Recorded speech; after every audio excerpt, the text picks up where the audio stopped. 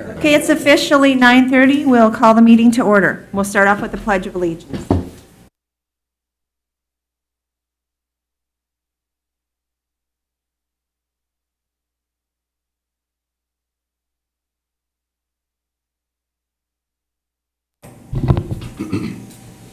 If the clerk could take the roll, please. Commissioner Look. Here. Commissioner Brastad. Here. Commissioner Kordiak. Here. Commissioner Silveraja. Here. Commissioner West. Here. Commissioner Gamache. Here. Commissioner Schulte. Here. First item is tax claims and abatements. Is there a motion to approve? Move. Second. Discussion. No. Hearing none.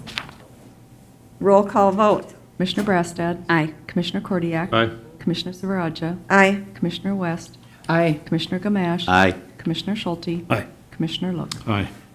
Motion carries. I'm just going to comment on that. That is something that we do so routinely, and many times we don't think a lot about it. There's a lot of work that happens behind the scenes to bring it to this point, and it truly does impact people's lives. I received a call from an elderly woman who had recently lost her husband and had some paperwork issues and ended up with an abatement as a result, and she just said, "Oh, you just don't know how it made my day." So I just think it's one of those things that we routinely do. I can't speak this morning. Routinely go through, but it truly does make a difference for people in their pocketbooks. So just wanted to bring that up. Next is review of checks issued from Finance and Central Services and from Human Services. Is there a motion to approve? So moved. Been moved by Commissioner Look, second by Commissioner West. Further discussion? Hearing none, all those in favor signify by saying aye. Aye. All those opposed? Motion carries. Then we have approval of our minutes from our August 23rd County Board meeting. Is there a motion to approve? So moved. Second. Moved by Commissioner Schulte, second by Commissioner Look. Any additions or corrections? Hearing none, all those in favor signify by saying aye. Aye. All those opposed? Motion carries. We have one item today under Chair's remarks, and that is to recognize October as Domestic Violence Awareness Month in Anoka County. And despite all the great work that has been done, there's still more to do to combat domestic and sexual violence within our community. Last year in Minnesota, at least 22 women died from domestic violence, along with 9 family members and friends who were murdered. And at least 3 men died from domestic violence. We're honored to have Connie Moore with us today from Alexandra House, which has been a leading advocate within our community for survivors in Anoka County. Connie, thank you for joining us. Thank you, Madam Chair. Thank you for having me here this morning. Domestic violence and sexual violence in our community, as Commissioner Silveraja said, is still an issue that we're dealing with on a daily basis. Our numbers don't seem to go down in terms of the services that we're providing, and there's a lot to do. First of all, I'd just like to thank Anoka County for the many partnerships that we've had over the years in addressing these issues and trying to prevent these crimes from happening, and then providing the needed services to the victims and their families. So it's grateful to have those partnerships because we couldn't do it alone. Our mission is to empower victims of domestic and sexual violence and to inspire social change through education, support, and advocacy. We do that in many different ways, which I'd like to share with you. Alexandra House is a refuge and a lifeline. Our 24-hour emergency shelter provides services to those who are needing to flee and find safety, immediate safety. Our 24-hour helpline is there for anyone in the community and beyond who need to talk to an advocate about what's going on and what help and options are available to them. And last year, in our shelter, we housed 650 women and children, which amounted to 11,396 nights of safety. We answered almost 9,000 calls on our 24-hour helpline. We also provided shelter to, I think it was 3 male victims last year through alternative housing opportunities. We're also a first responder, whether it's on that 24-hour helpline and the law enforcement are calling us and connecting us up with a victim from the scene, or if one of our local hospitals or clinics is calling and saying, we have a patient here who needs to talk to someone. Either they're there because of a sexual assault and they're going through that very trying forensic exam, or they're there because of domestic violence. We served 220 victims of sexual and domestic violence through those services last year. We're also in the community providing support beyond shelter, and I think that's really key because we do more than just provide that emergency shelter. That's really our smallest program in terms of the numbers of folks that we actually serve. We serve thousands out in the community. We have our therapy and support services, which provide free and confidential counseling to adults and children, and they also oversee our support groups, and I think we have 9 support groups right now. And of those, in those support groups, we serve 303 women and children, and then also provided 48 adults, children, and youth, a total of 48 adults and youth, the counseling therapy services in 2015. Our legal services provide support through the civil and criminal court, and those services, all of our services, are free. We also are able to provide free and low-cost family law referrals. We provided 887 clients with services through supporting them through the civil and criminal justice system in 2015. And that includes assistance in filing protection orders, support during those civil or criminal court proceedings, and legal representation when available. That's huge for a lot of our families. They don't really have the resources to hire an attorney, and these are pretty scary times for them. And I'd have to do a shout out to our attorneys who provide those services at a much reduced cost. So they partner with us on that, and that's been has a huge impact on the families we serve, and for us to be able to do that. Our follow-up services are provided in-home, and those are support services to families who've kind of transitioned out of that immediate crisis, and now they're looking at what's next and how do I continue down this road to safety. And that's, I think, one of our key services. It's something that we intend to grow and improve on, because that's really key in keeping families out of another violent situation. So in 2015, we served 105 families through that program. Our youth services program, they're a role model in the schools. We're in the schools in every school district in Anoka County, and we're doing one-on-one intervention, and so we have support groups. We're doing prevention programming, talking to young people about preventing and ending domestic and sexual violence. We reach thousands of students, parents, and professionals through our work in the schools every year. 1,400 children, youth, and parents were touched through our school-based one-on-one advocacy and support groups and our on-site groups at Lionel Juvenile Correctional Facilities. Over 5,000 students heard about healthy relationships through 177 classroom presentations. A lot of work going on there, and we have 3 staff that are doing all that work. The other is the work that we've been doing with abuse in later life, and we currently, there's a 24-hour helpline for older adults who are experiencing abuse, including financial exploitation, and we work closely with our community partners in providing those services. We were able to actually start providing the advocacy service in June of 2015, and so those numbers from 2015 are just for half the year, and we're definitely going to surpass those numbers this year.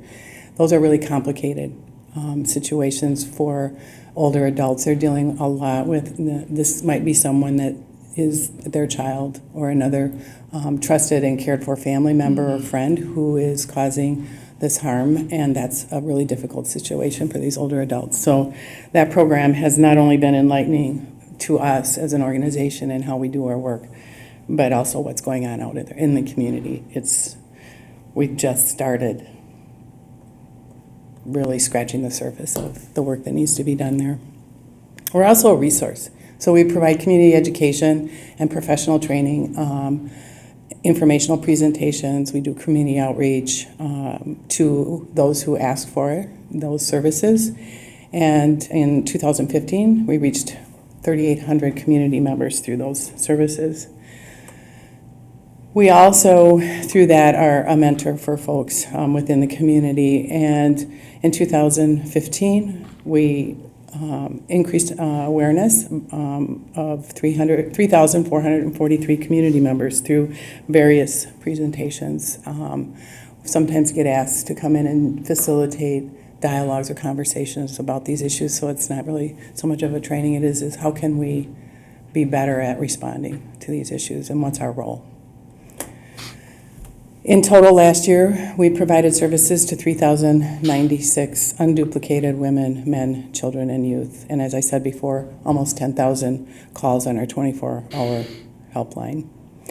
And we conducted outreach and presentations and professional trainings to over 10,000 community members. So in all, we reached 22,000 plus people through the work that we do.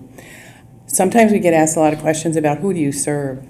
So 90% of the adults that we serve are female, 10% of the adults that we serve are male, and then 43% are children and youth.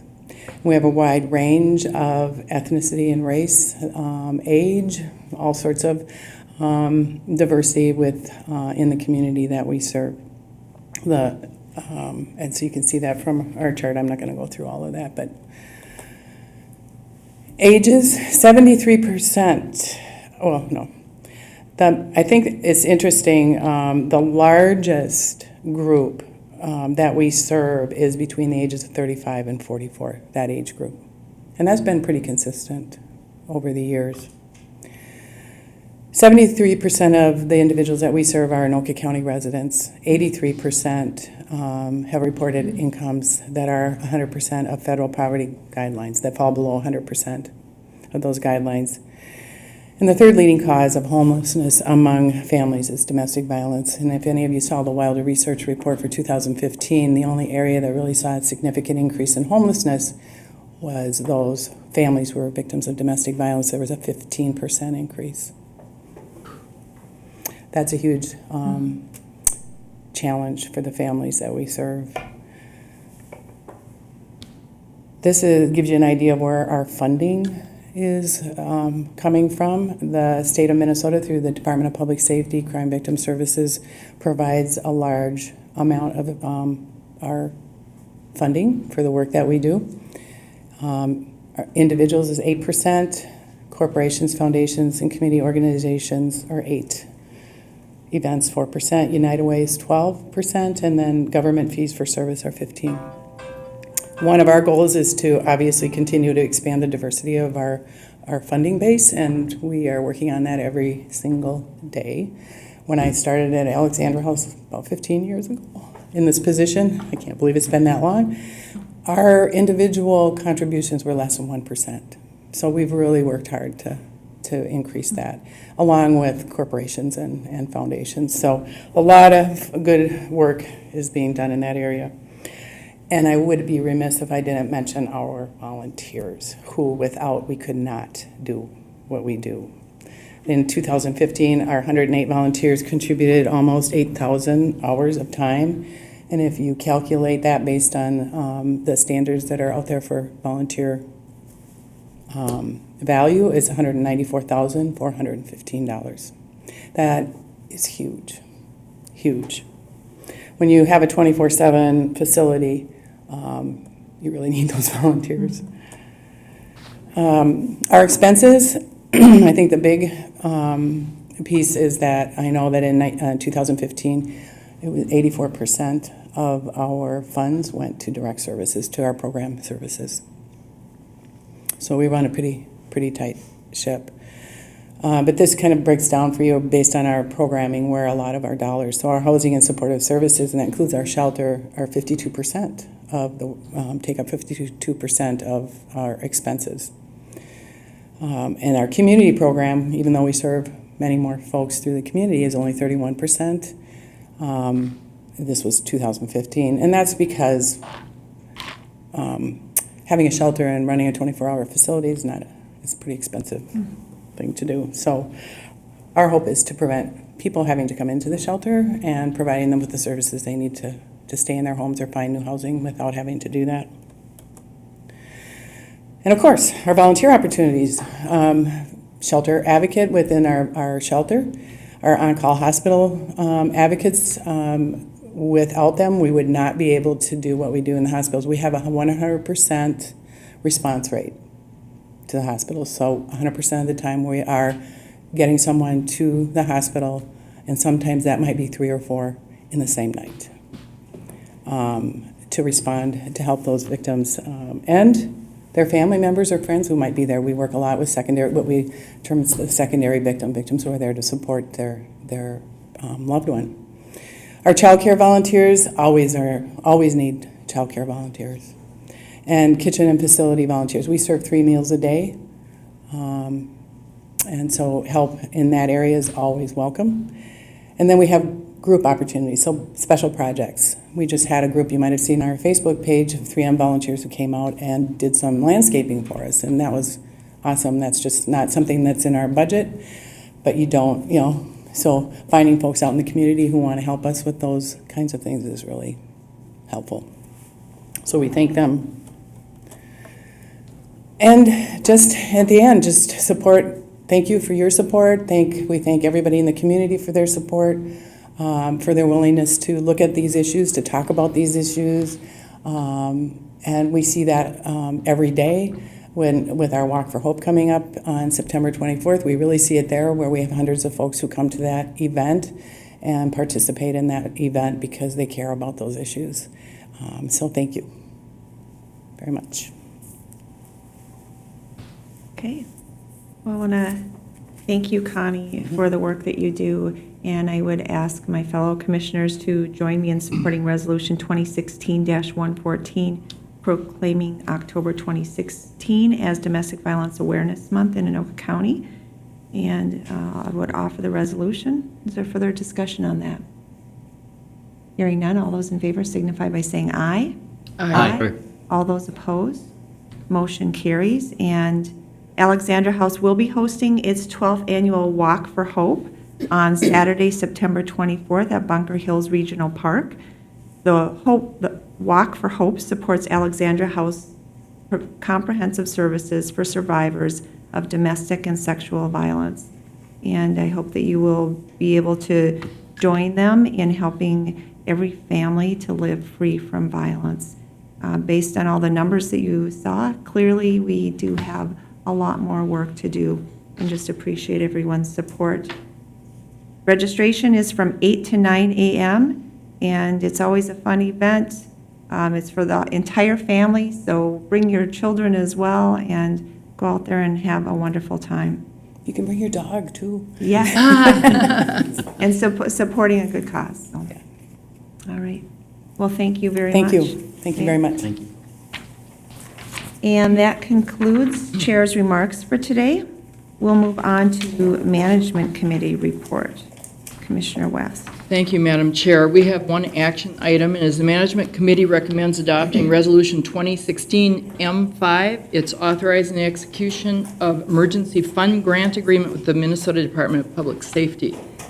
And this is a fund that is available in an emergency situation for victims of crime. So it's very worthwhile, and I would like to offer the resolution.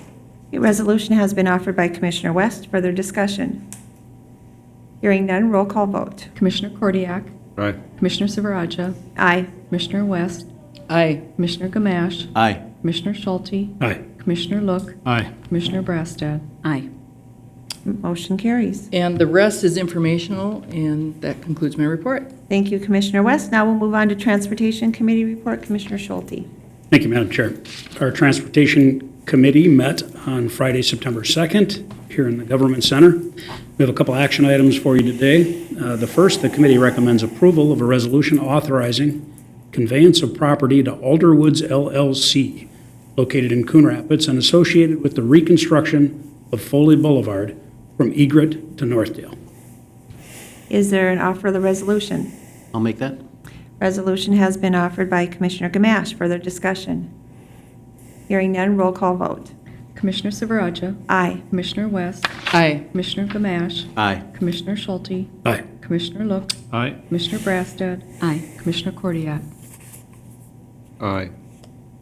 Motion carries. Next item. I'm going to flash back to that item just for a second, just to mention that this was actually returning property to an owner after we had acquired it for some stormwater needs. Turns out we didn't need that land. It didn't fit our purposes perfectly, so we're simply conveying the land back to the original owner. Next is item 2. The committee recommends approval to enter into a contract with SEH Incorporated for environmental documentation for the Hanson Boulevard reconstruction project from 139th Lane to Crosstown Boulevard in the city of Andover, and authorizing the chair of the county board and the county administrator to execute said agreement, subject to review by the county attorney as to form and legality. Is there a motion to approve? So moved. Is there a second? Second. Further discussion? Hearing none, roll call vote. Commissioner West? Aye. Commissioner Gamache? Aye. Commissioner Schulte? Aye. Commissioner Look? Aye. Commissioner Brassad? Aye. Commissioner Cordiak? Aye. Commissioner Silveraja? Aye. Motion carries. And I have, Madam Chair, just a couple informational items I'll point out. One, item 5, you'll see there that we are commissioning yellow flashing arrows on 8 new intersections throughout the county. We're doing these in stages and in processes as they make sense, and that'll be 8 new fresh flashing yellows. So keep your eyes open when you have the opportunity to use them. Obviously, during rush hour times, they won't be in force. There'll be normal lighting during those hours, but in off-peak hours, it'll give you that opportunity to get out of the intersection that much quicker when there's no oncoming traffic. And then lastly, I'll point out number 8, we discussed potential projects for our 2017 to 2021 capital improvement program, the CIP. And a lot of good projects listed there, and looking forward to discussing those in the many years to come with all of you right here. With that, that concludes my report, Madam Chair. Thank you very much, Commissioner Schulte. And just wanted to, it's not on the agenda, Doug, but I know that there's been some questions about what is happening out on Highway 10. And there's some people that seem to think that that's a median, and it's not a median. Could you just talk a little bit more about that important safety project? Thank you, Madam Chair. My name is Doug Fisher. I'm Transportation Division Manager and County Engineer. County Board members, good morning. What we're doing out there is a pedestrian safety improvement project. I think we're all well aware of the tragic accidents we've had out there with pedestrians walking across Highway 10 at locations other than established signalized crosswalk areas. So to prevent, I'd say there's a couple reasons why that happens. One, on both sides of the road, there really isn't a defined sidewalk to get you from where you're starting to a signal. And it's just the way Highway 10 is, it just is very easy for people to run across the highway, even when it's not safe to do so. And you can stand out there for any 20-minute time period and you'll witness that yourself. So to address that, essentially what we're doing is 2 things. One, we're not closing any access anywhere on Highway 10. So the access to the frontage roads at the intersections are going to remain just as they are right now. But what we're going to be doing in the median is installing the Jersey barrier, the high concrete barriers to make it difficult and discourage people from running across Highway 10 at any place other than a signal. To further help people get to those signals, we are also doing some trail improvements on both sides of the road to get people from their side street down to a signal where then they can cross at the signal. So it's kind of a twofold project, a barrier to discourage the mid-block crossings and providing that ability to get to those signals without having to walk in a ditch or a shoulder of a road or anything like that. So it's kind of a 2-part project.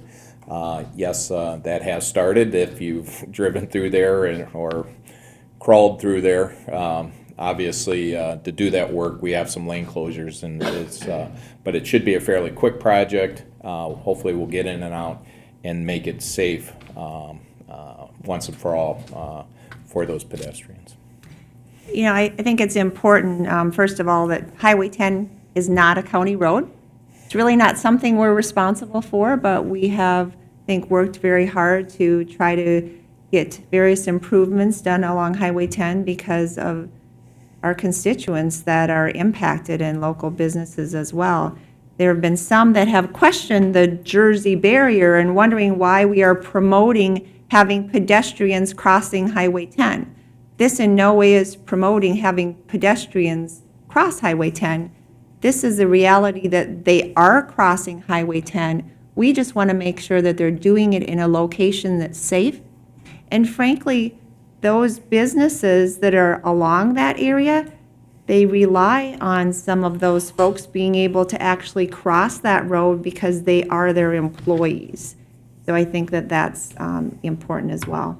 Commissioner Look. Madam Chair, thank you. I just wanted to mention I have gotten quite a few calls on this one, as to be expected. I know that I traveled there this morning at about 8 or 8:30 in the morning.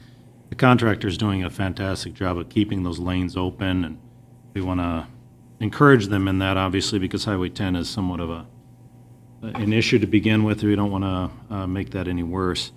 The unfortunate reality is that people have chosen to walk across in mid-area there, and these cars are doing 60-plus miles an hour, and having to swerve at that point to avoid pedestrians is just not a situation we can support here as a county board. It should be stated that our preference, of course, is to advance the ultimate project, which was to remove the lights there and turn it from the expressway to a freeway. Unfortunately, those dollars were tied up in the bonding bill, which didn't prevail this year, and so we are falling back to Plan B now, which is to create a more safe area. So, again, it's not necessarily a preference of where we want to be, but I think it's our last option to prevent bad things from happening out there. And there is even all ages have been affected, from little kids to adults, and it's an unfortunate thing. I've talked with Chris at McDonald's, who is very supportive of this barrier because she doesn't want her employees getting killed in the process, one of which happened. So it's a needed project. Hopefully, as you said, Doug, it's done quickly, and we can continue on here. So thank you, Madam Chair. Just one more question. Seems to be a lot of misinformation and a lot of questions out there about 105th Avenue by the National Sports Center. People seem to think that that is an Anoka County responsibility. Wondering if you could just kind of trace through exactly what happened with the 105th. I know that as a county board member who came on board in 2003, one of my very first meetings was with Commissioner Margaret Langfeld, Doug, over at Blaine City Hall to talk about turning back 105th Avenue to the city. And I know that that was delayed, partially because they had Sportstown was part of the discussion. And so there was a lot of discussion and iterations about that. But could you maybe talk a little bit about the process and exactly where we're at with 105th? Sure. Madam Chair, County Board members, 105th Avenue was our old County Road 87. And first of all, the county, through our transportation plans, our comprehensive transportation plans, we always want to align the right road and the right highway with the right jurisdiction. County roads are for inter-community travel, inter-county travel, intra-county travel, from community to community. 105th Avenue, that was County Road 87, was about a mile long, a little over a mile long, from Highway 65 to Radisson Road, all within Blaine. So it really didn't serve any purpose as a county road. So just from the setting, the function of that road, it really didn't even belong on the county highway system. But that's how it was built. It was built as a county road when the sports center was inaugurated. But again, so it's been on our comprehensive plans for a very long time. The city of Blaine had their comprehensive plan that this jurisdictional transfer should change. Now, the county board's philosophy has always been, our policy has always been that we will not just turn back a road to a community without, and having the city bear an immediate maintenance headache with that road. We either improve it before we turn it back, or we compensate them for the cost of that improvement. And as Commissioner Silveraja mentioned, the conversation with the city of Blaine have gone on for well over a decade. And it usually came up whenever there was a development going on. First, it was National Marketplace, which is the business district where Chipotle, Menards, Kohl's went in. When that went in, we talked about 105th Avenue because city wanted all kinds of access. They didn't want to essentially maintain 105th Avenue as a county road the way it should, move traffic, move heavy traffic. But they kind of got past that discussion. It went away. Then the Sportstown USA, which was a huge complex that was going to be built on the National Sports Center property. That would include hotels with water parks, sports venues, restaurants, hotels. And so again, they say, oh, we need all this access, we want this, we want this, we want 105th to look at it. And we say, well, if you do this to 105th, it really doesn't, certainly now even further doesn't look like a county road and act like a county road. So we started talking about that. Well, that development went away. And so then again, those discussions went away.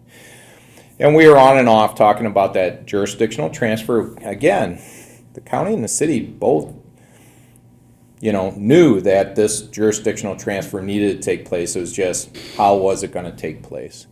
And all the while, the road kept getting in worse and worse condition. So finally, the county board said, look, we're going to have to do something with this road. And so we essentially told the city of Blaine, look, here's what, if we kept it as a county road, this is what we would do. And essentially, all we would do was a simple mill and overlay to that road. That's all it needed. It was a structurally sound road, 5 lanes of traffic, but the pavement was bad. So essentially, we're going to take off the old pavement and put on new pavement, and that's what we would do if we kept it. The city was still a little resistant to that, so we said, okay, not only will we do a mill and overlay, we'll do a total reclaim and overlay. We'll actually reclaim all of the bituminous on that surface and put 4 inches of hot bituminous back on. That more than doubled, almost tripled the cost of the standard mill and overlay. And we said, we'll do that if you take this road back. Again, they said, well, we really don't want that type of road. We want a road that has a tunnel underpass for pedestrians, sidewalks, trails, landscaping, street lighting. We want to bury the underground utilities. And we said, look, even if we did a reconstruction project to that, those were all items that the city would have been responsible to pay for, even if it stayed as a county road and we constructed it to those standards. So, our share really is still that reclaim and overlay share. And so, and we said, look, it needs to be done. We'll do the work and give you the road, or here's the money, you can have the road and you can do the work. And they chose that option. So we paid them the cost of the reclaim and overlay and executed the jurisdictional transfer of 105th Avenue Blaine. So for the last 2 years, that has been and is a city street. It's no longer a county road. And again, it was a culmination of well over a decade of discussion. And again, that's where we stand right now.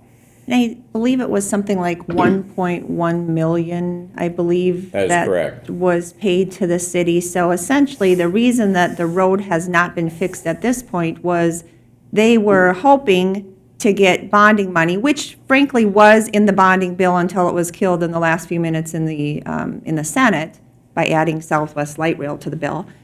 So essentially, the road sits as it is. They have the money to make the improvements, but they've chosen not to make the improvements because they want to do a grander project and want the state to contribute, because right now the National Sports Center doesn't contribute any money at all, yet they generate all of the traffic on that road primarily. So I think, I think that's important for people to understand what the history is of 105th. Commissioner West. Thank you, Madam Chair. Doug, you did make it clear that the subsurface, that it's nothing wrong with the basic road. It's out there in public misinformation also that the road has been beaten down. Can you explain how we know that the base of the road is good? Sure. Madam Chair, Commissioner West, we built that road. So, we have all our plans, original plans, our construction notes, so we know how we built it. We had soil borings out there that we did to prove that it's fine. And when you see a road that actually has some subsoil problems and you'll see it in the road. You'll see sections of curb and gutter that are dipped or sections of pavement that are sagging. That road is flat as a pancake.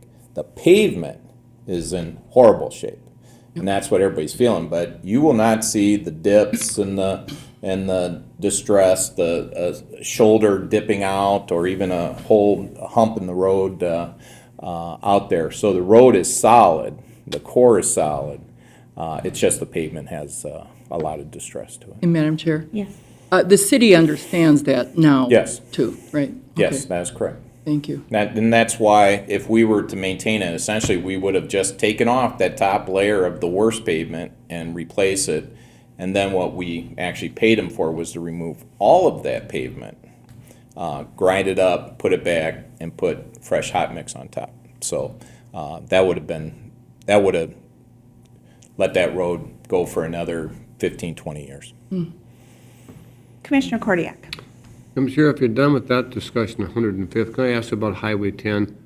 Can you clarify where the Jersey Barrier project is starting, where it's ending? Really didn't say it runs all the way from Minneapolis to Elk River. And, I don't think we mean in pole alignment. Doug, you want to talk about that? Madam Chair, Commissioner Kordiak, essentially in the area from West Main Street to almost Thurston Boulevard is where we're going to go. And the sidewalk on the south side will go from West Main Street to Fair Oak, and then there'll be a combination of the service road with a striped pathway on it. On the north side of the road, the sidewalk will go just about from the cemetery back down to Fair Oak too. So a lot of good projects there, and then the median will be out there. The sidewalk is blacktop? Yeah. I do not recall if it's a concrete sidewalk or a bituminous trail, but it is made for the purpose of pedestrian traffic. Thank you, Madam Chair. All right. Thank you.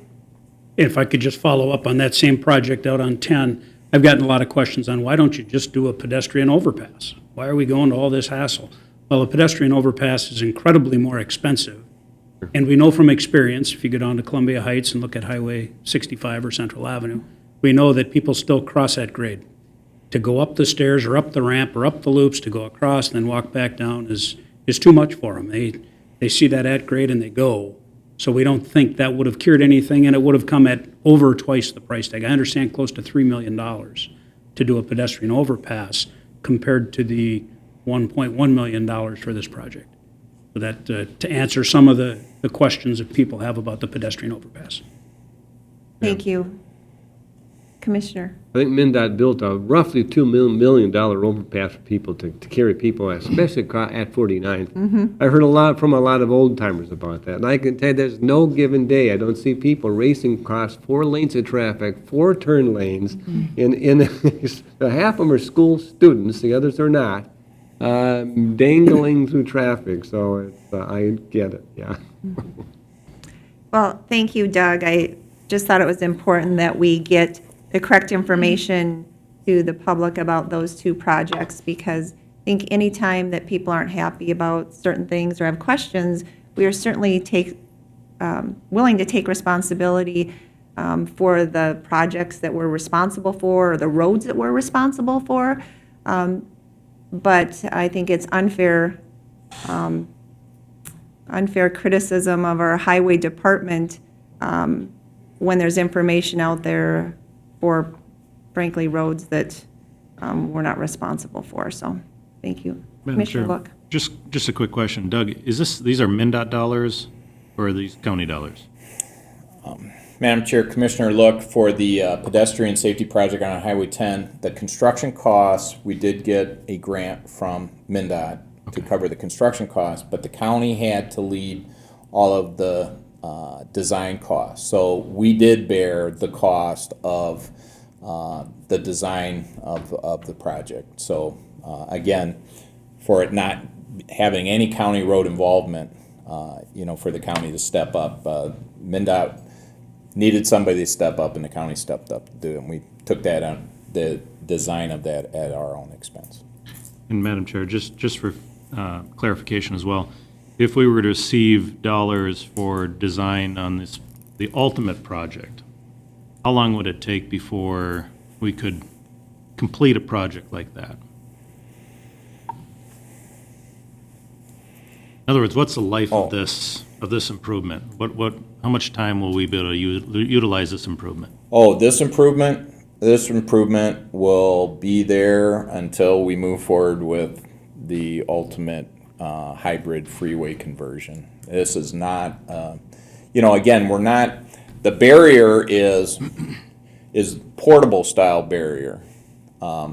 It's not the cast in place barrier, but still this can be in effect for 2, 5, 10, 15 years or more, whatever it takes. Hopefully, sad as, we do want to replace this with the ultimate project as soon as possible, but this will be able to accommodate conditions out there for however long that's going to take. And again, hopefully that's as short as possible.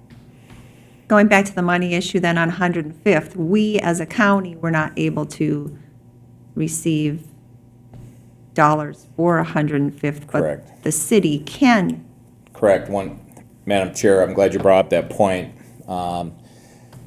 The county highway system is comprised of county state aid highways and just regular county roads.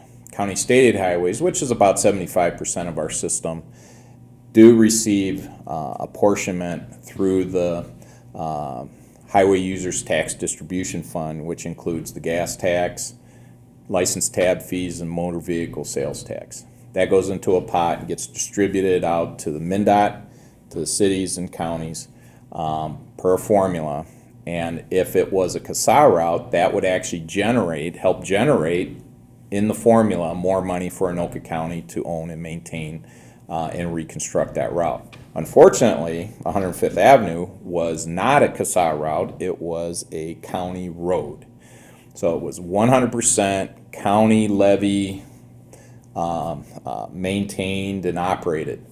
But by statute, if the county turns back even a county road to a municipality, they are allowed to add it on their state aid system, and so they can receive a higher apportionment per the formula from the gas tax and the tab fees and the motor vehicle sales tax, so they can use those funds for the reconstruction and the maintenance of that highway. So that's an additional residual benefit of putting the jurisdiction in the right hands, because now they also have another funding source that they can use to maintain and reconstruct that road at some point in the future, where the county did not have that option.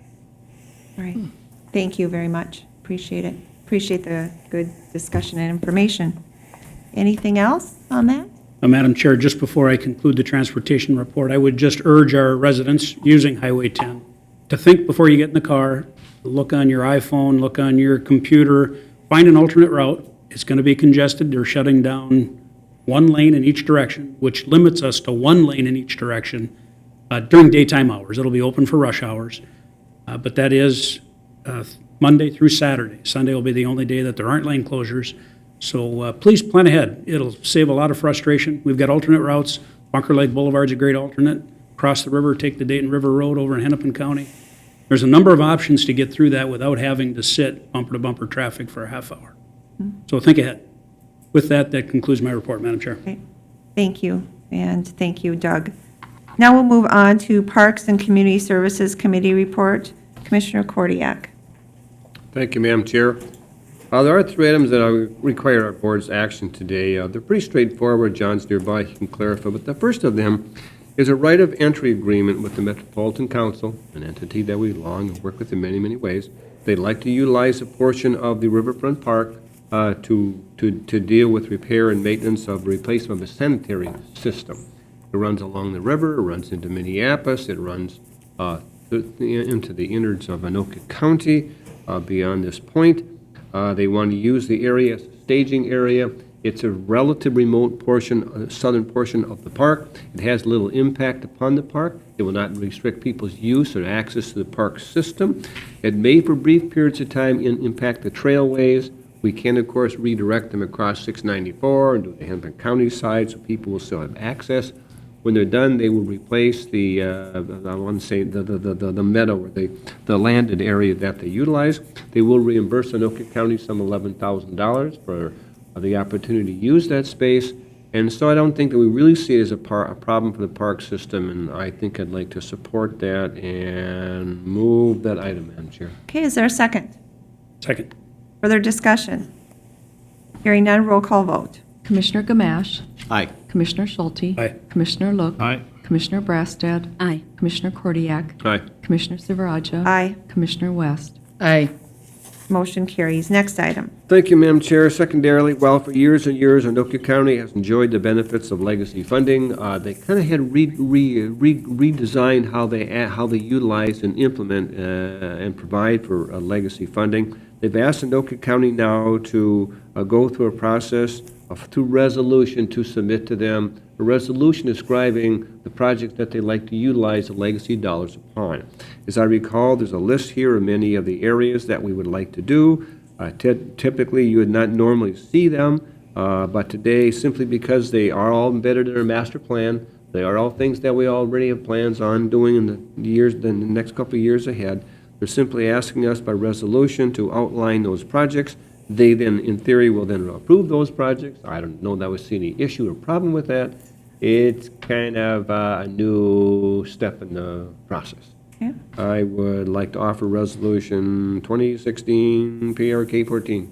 Resolution's been offered. Any discussion? Hearing none, all those in favor signify by saying aye. Aye.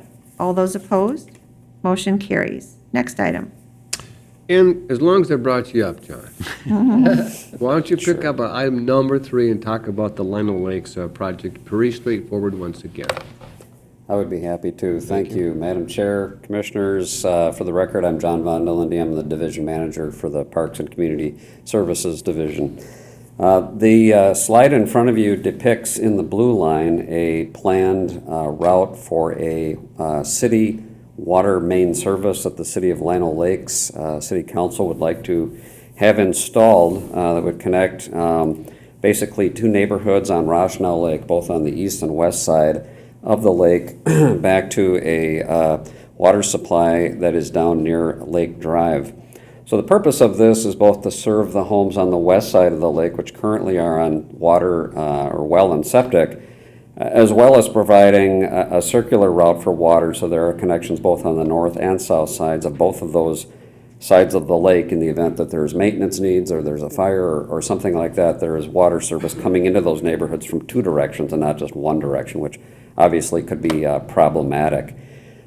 This would be a right of entry agreement. It would allow the city to come in to install this pipe. It's a 12-inch PVC design pipe. It would be horizontally bored, so there would be no open trench work along that route, which essentially follows Aqua Lane, which is the main drive into the golf course. It would come through the golf course and then wrap around to the north side of the lake. So very minimal disturbance to the park, to the roads, to the golf course. In exchange for us allowing them to place that pipe there, they would stub service out to the clubhouse and to the maintenance shop at the golf course. So if we wanted to tie into that service in the future, and I'm sure that we would want to when the dollars are available and the timing is right, that service will be there. So that's a nice benefit to have, and they're providing that as part of the project. So it's kind of a quid pro quo back and forth agreement here between the two entities. That's essentially an outline of why, what it is, and where it's going. This project would start this November. It would largely be completed this year, except for some restoration work that would have to happen in the spring. So it's a fairly seamless, low-impact project. I'll move approval. Is there a second? Second. Further discussion? You're always colorful. I'm sorry. You're always so colorful. Fine Well, job. thank you, sir. All right. There's no further discussion. Roll call vote. Commissioner Schulte. Aye. Commissioner Look. Aye. Commissioner Brassad. Aye. Commissioner Kordiak. Aye. Commissioner Silveraja. Aye. Commissioner West. Aye. Commissioner Gamache. Aye. Motion carries. Thank you, Madam Chair. And remaining items were information purposes only for your own review, and that would conclude my report. Thank you. Thank you, John. All right. Thank you, Commissioner. Now we're on to Recycling and Resource Solutions Committee report. Commissioner Kordiak.